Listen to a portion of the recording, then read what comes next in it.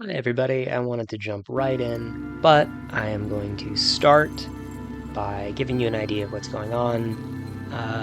Caves of Qud is an amazing game. I don't even know if I would say it's one of my favorite of all times, but I truly believe it is an incredible game, and I have been wanting to really immerse myself in it, and I've never created anything like this before, but I was hoping to do so. So, for this playthrough, we are going to attempt to survive the world of Qud and learn as much as we can in it. Try and understand some of the lore, look for its many secrets, and hopefully not die. So, yeah, it's gonna be a tough one. I don't know if you can hear that, but my dog is absolutely going insano mode on a bone right now, and I don't have the heart to tell him to stop. So if you hear that in the background, I'm sorry, but I love him more than you. Haha. Okay. This is Beetle. He is not particularly mighty. He is not nimble, nor physically enduring, nor does he have a great will, or a great sense of self, or ability to communicate with others. But there is one thing he does have, and that is a mind fit for learning, discovery, and hypothetically overcoming things.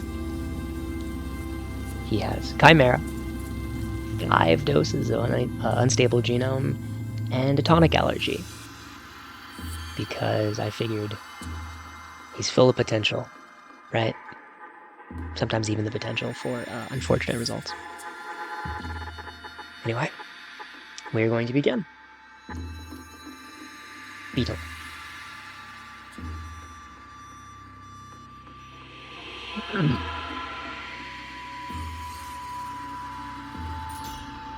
You embark for the caves of Qud.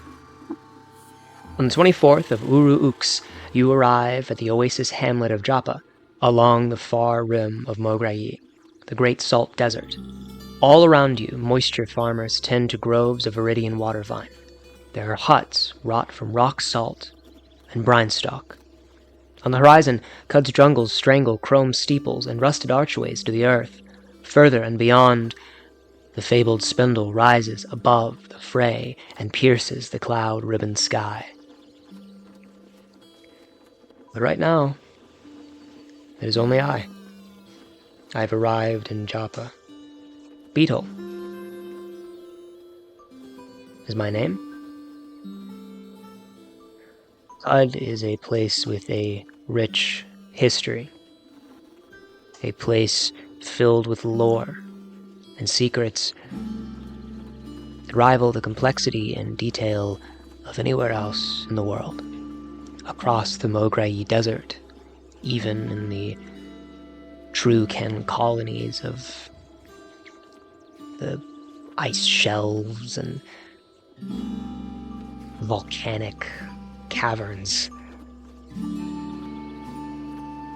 I've got a lot to learn. I've arrived in Japa with the hopes that I could find some allies, some people to guide me, give me direction, and possibly, more. So, with that, I'm going to get an idea of the scope of the world. Where I'm standing right now is one of 9, so each of these tiles is 9 screens. Or in game terms, each of these is 9 parasangs. But I arrive in Japa. Who is that? He is a wind-carved man with the posture of a vine reaper. His spine is bent to point the bright turquoise of his eyes at the tilling angle. His hips are pushed odd forward with the slumping ease of a stance much more relaxed than his. If it weren't for the salt on his brow and the scarred knuckles, he would seem a marble sod perched under a crumbling tomb. He is loved by the villagers of Japa, and he is hated by worms for reprogramming their favorite robot. That kind of sounds like something I would do. He seems friendly enough. Hail! A water hand. I live and drink, traveler. I am called Beetle. Mehmet, the tongue says, live and drink, Beetle. Can you tell me about your village? Japa. Water vine farm in the lap of the marsh. You've sucked the moisture out of wine wafer, yeah? We tend the plant here. Wind off the great desert cools a touch and gives up moisture. Just enough. A tongue can taste 100 kinds of wind, you know. Anyhow, that's where my wandering mind goes. More's about Japa, I say. Speak to our elder friend, Iridad. Up northwise the path. I'm in search of work, if you have any. I have it then. Something is eating our water vine. Round Beetle moon. Ku Run says he saw a creature, spider-like, slinking in the brine, but no cave spider would dare get so near Warden's stumps. I tasted a bit of red fleck in the pool. Shale, like we find in the soil by Red Rock. Hike there, will you, to Red Rock, just about 2 parasangs north of Japa. Kill the vermin and bring one's corpse back, for seeing what it is. Elder will take care to pay you after, Waterhand. Seems a little dangerous, but I will do as you ask. You've received a new quest. What's Eden Watervine? I don't think I'm ready for any sort of water ritual. A strange custom, I believe. You share water, and in doing so you become like brothers. The tatters of a sweat-stained kufia thrash in the wind from where they hang about the farmer's neck. Clasped in her gnarled brown hand is a curved vine reaper of iron with which she culls moisture-swollen wafers from the viridian plant called watervine. She looks like she has some nice scaled sandals. I don't think she's going to have much of interest to say. Live and drink, Waterhand. Thank you. And this stranger's carved in blue. Her kufia has been cut and resewn to a cowl, and she has tailored a vine wafer sack to approximate the slate habit of the Chromaic people. A sheaf of watervine bundled in copper wire is slung on her hip, and she rubs a salt-nailed thumb over a talisman of cracked circuit board. A mechanimist convert. Mechanimists. I don't know much about them, but I believe mechanimist. Do they think robots are people? I mean, I suppose they could be people, but I don't know if all of them are. Wanderer, do you venture northwise, into the great desert and near the 6-day stilt? Pardon? What is the 6-day stilt? Ah, the great Mechanimist Temple of Glass, the sacred offering well, and history in stone relief, peopled by the Argent Fathers in statue and light sculpture, encircled by the Grand Bazaar. I hear there are more people there, their numbers in the void, and their chatter makes a sound wholly raw and new to the world. Will you go there, and take my bauble? Will you offer it at the well, where I cannot? Why can you not go? Friend, I would be a smoldering heap, cooked to death by the ray of a dawn glider. I would be a slug-riddled corpse by the rifles of these Sakari. There was no kindness in the great desert, and little more in the canyons. I cannot go and live. Yet you want me to. What is the 6-day stilt again? What about your bauble? Yes, my neighborkin tired of the tale. I was scything the vine when the flat of my blade turned something loose from the soil. My heart was stirred before at the sight of chrome, but to free a small splinter myself, to slide a bead on the abacus of beauty. Will you go then, and offer my bauble at the well? First, can you tell me who these Argent Fathers are? I am no rector, understand, but they are the moulders of chrome, the gods under Shekinah, who wrought metal Ephesuses from the raw cosefescence. Will you go? Perhaps. Why again? I would ask you make an offering at the sacred well of my bauble, moon and sun. I beg you. All right, enough begging. I will make the journey. Moon and sun, friend, you have my deep and many-sided thanks. Here, take the trinket now, and if you're to ever return, let us visit again. Live and drink. Live and drink. You received an odd trinket. You received a new quest, O Glorious Shekinah. I got some sort of trinket from him. I'll be honest with you, I have no intention of going to that place he just described, because he said he would get shot and burned alive, so maybe I'll go there, but that sounds a little bit too hellish for me. She actually was a lovely fellow. She seemed very, well-spoken. She gave me something I'm very curious about. A salt mill. Carved and stained olive wood houses the steel teeth that grind irregularities from cooking salt.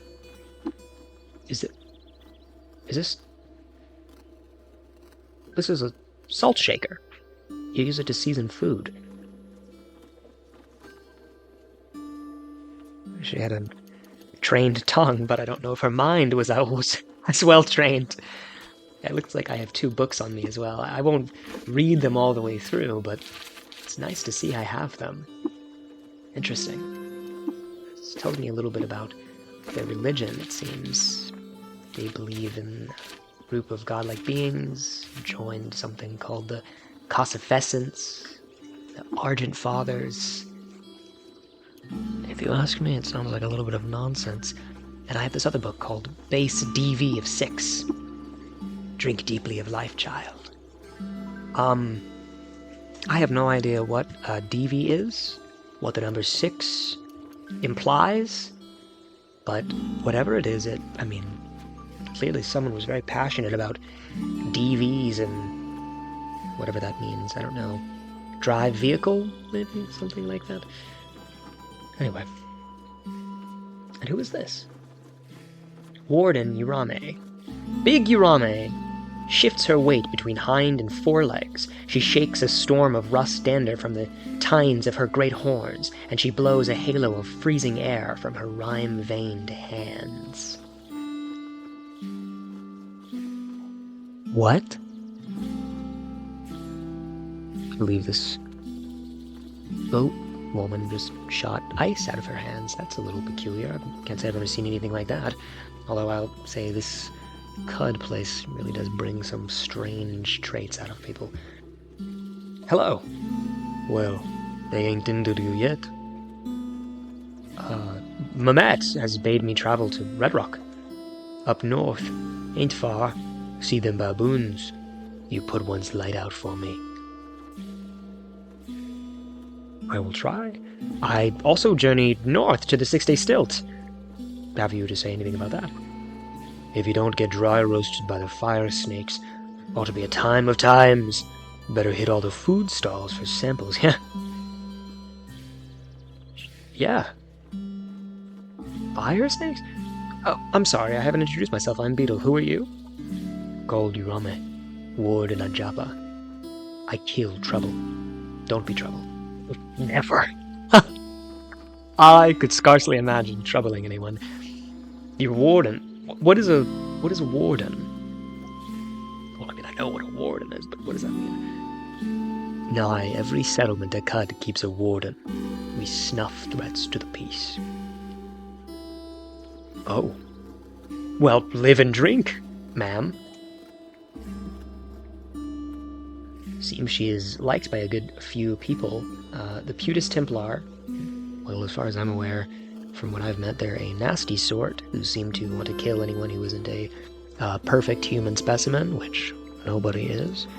I certainly know I'm not. I think they might kill me just because I'm allergic to tonics.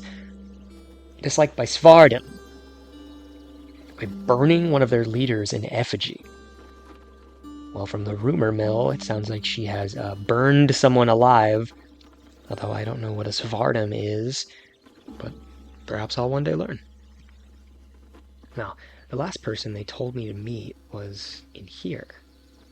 Oh, he has books in a shelf. Oh, wow. Books. Bright eyes. Emboldened by your pilgrimage. Interesting. Books. In the mystic air of jeweled dusk, a circle of farmers clasped hands and sheathed a vine reaper in the moistened soil. From then on, the villagers of Japa were known as the people of the vine. Oh, wow, that's so interesting. And this one, too, what does this one say? Since the first festival of Ut Yara Ux, the villagers of Japa has feasted on warm apple mats. Huh? Oh, there's a man next. I'm so sorry, I just got very impassioned by the books. Elder Iridad.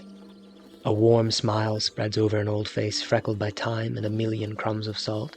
He shrinks under a hunched back and drums the ground beneath him with a short and barb-crowned tail. A second pair of arms rise over the slump of his shoulders, where hands meet and fingers lace to form another face, this one vacant and prehistoric.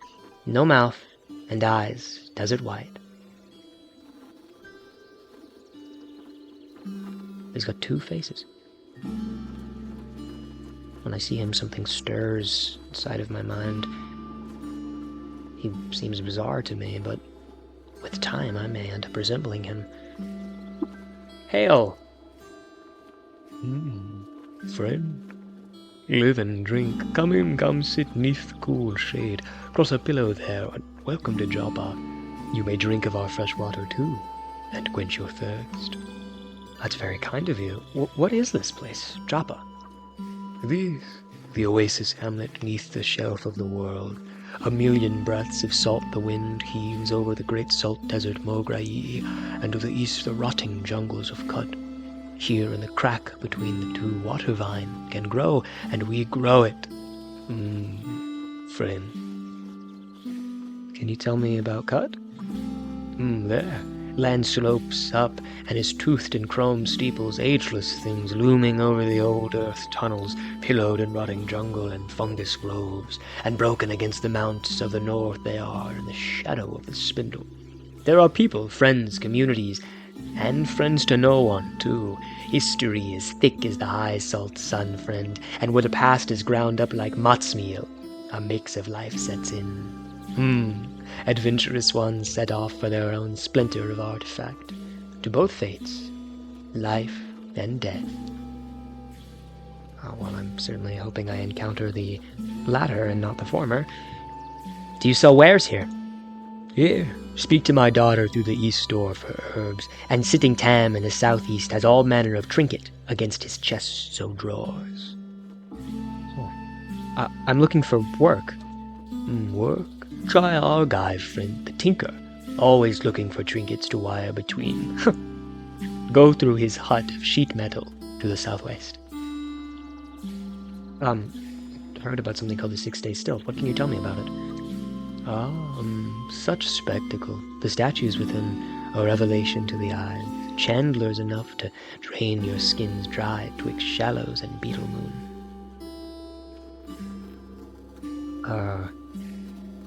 Shallows and Beetle Moon. I can't say I know very much about what sort of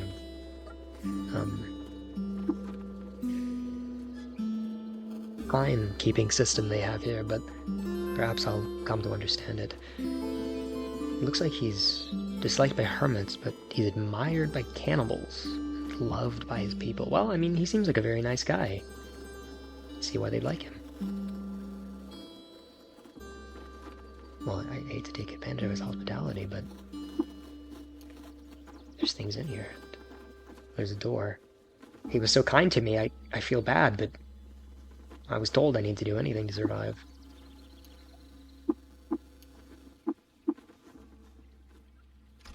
Don't mind me. It was very nice to meet you. It looks like he has a little chair, too.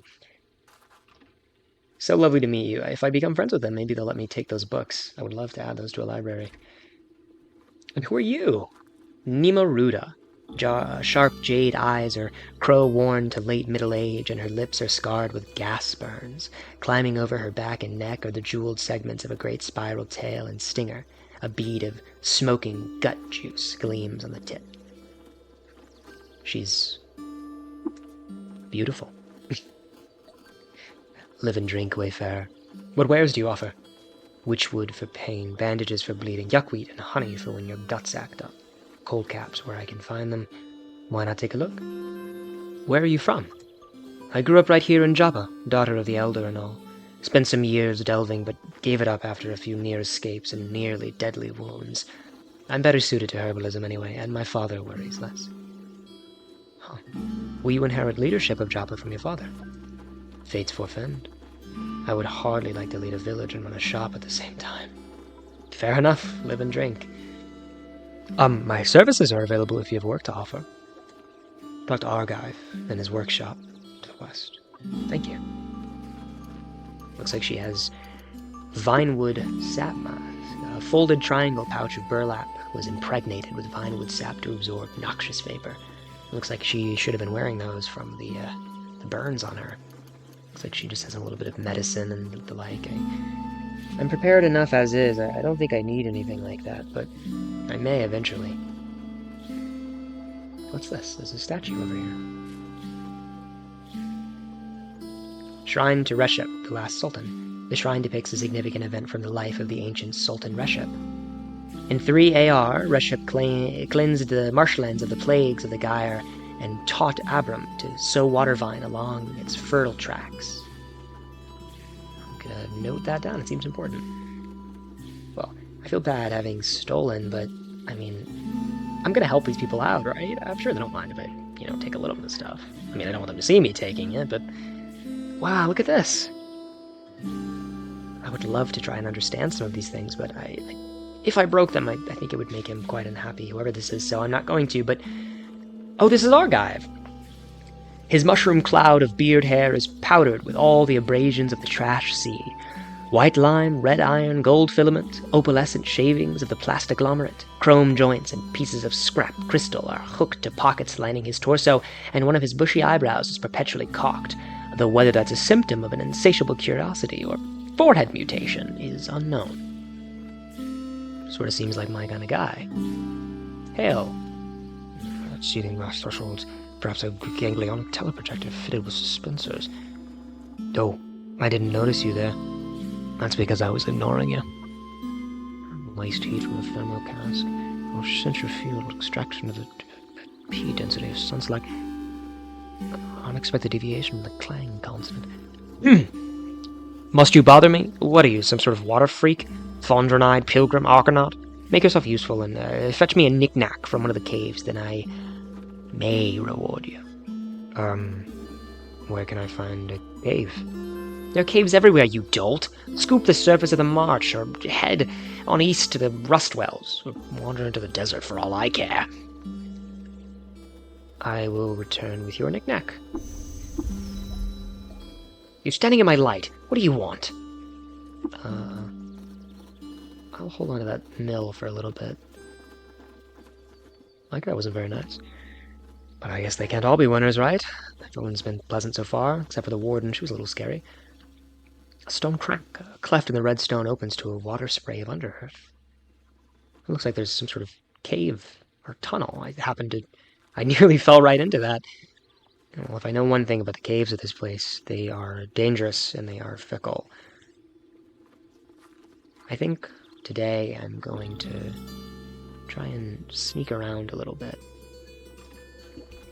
Maybe take a couple things when the people aren't looking. I know that's not very kind, and they were very kind to me, but... Well, I've got to survive. Look at that, a canteen. I'm going to take it. And a chest.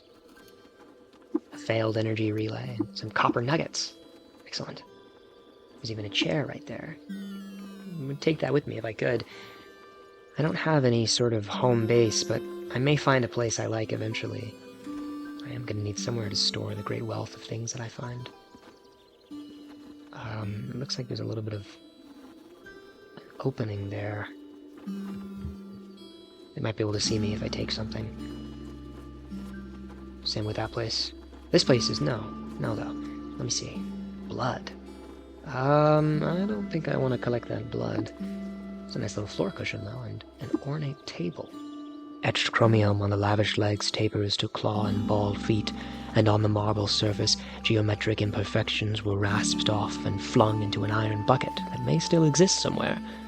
Eaters spoke here, and planned.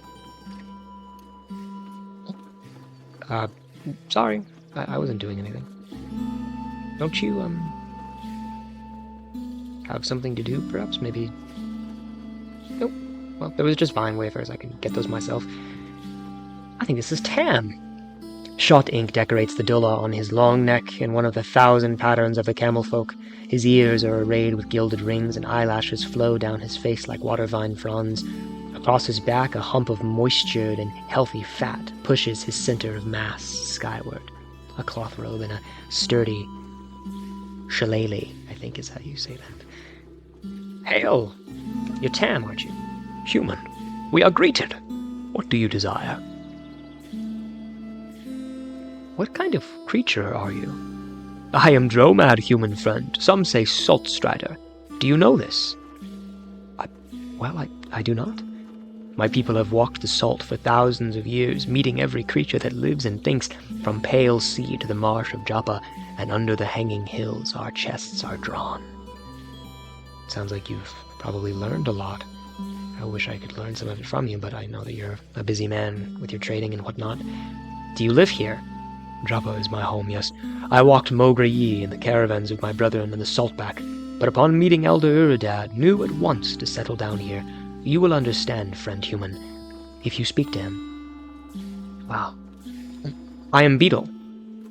Who are you? It is a pleasure to know this, human friend Beetle. I am Tam.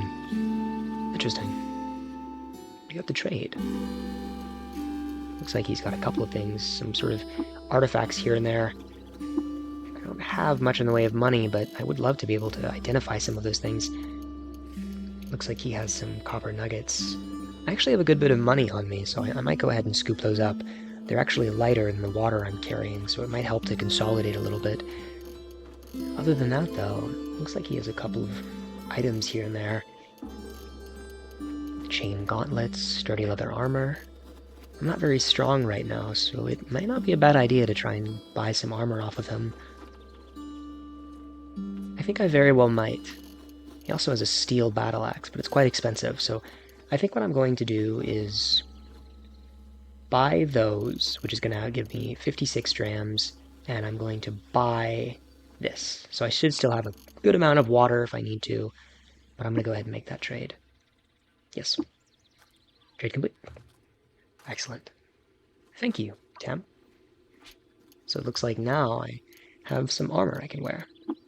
This cloth robe, particulate from the eons, sheared shale sticks and the fibers of goat wool. They make red freckles on the garment. It's decent armor, but this sturdy leather armor is definitely superior, and it's made well. Cannot break or crack. Can still be destroyed, though. So that means if somebody hits me just right, this thing will keep standing. Won't open up and show any vulnerabilities. Looks like I also got that mace. Soon Witchwood wears 1,000 nicks along its warped length. It's not a great weapon. It looks like this mace is actually better, so I'm going to wield that instead. But it looks like that's all I can do for now. Looks like I've got a couple of quests to go find some things and look around. I'm going to avoid that cave, but I think the first thing I should do is prowl around in the marshes for a little bit. I've heard tell of crocs. If I see one of those, I'm going to skedaddle, but I might have to train up myself a little bit by fighting different scavengers and creatures. I'm going to have to be very careful, though, because I know for a fact that if I'm caught unaware, I'm dead. I know we didn't do too much, but I'm going to call it there. Back to me. Hi, everybody. Thank you for watching that. I appreciate it very much. Let's see how this goes. I'm going to continue. I'm going to keep going through and playing, and who knows, man? Maybe it'll end up being a cool little thing. I hope you enjoyed that, and then my narrative and the storytelling, and let's see if Beetle can survive and try to learn, and perhaps I can teach you a little bit about the lore of Cud while I also go through and experience it. But that's it for this episode, so thank you so much for watching.